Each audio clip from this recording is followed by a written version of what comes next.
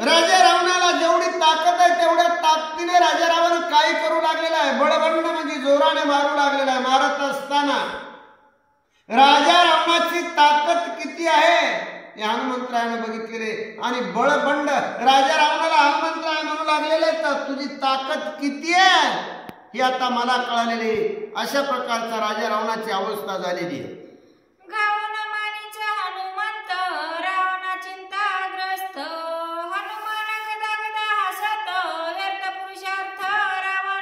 राजा रावणाने एवढे घाव हाणायला सुरुवात केली.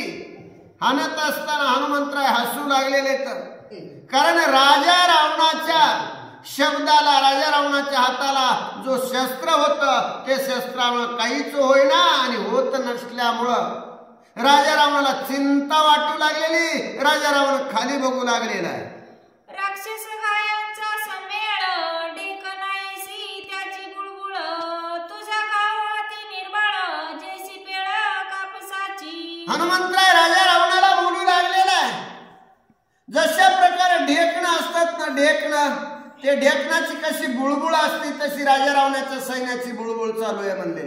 आणि ही बुळबुळ हनुमंतराय राजा रावणाला बोलू लागलेला आहे. आणि बोलत असताना जसा कापसाचा पिळा मारलेला असतो आणि पिळा अंगावर टाकलं जसं काहीच होत नाही, तसं राजा रावणा तू मारलेलं मला काहीच झालं नाही. हनुमंतराय राजा रावणाला बोलू लागलेला आहे.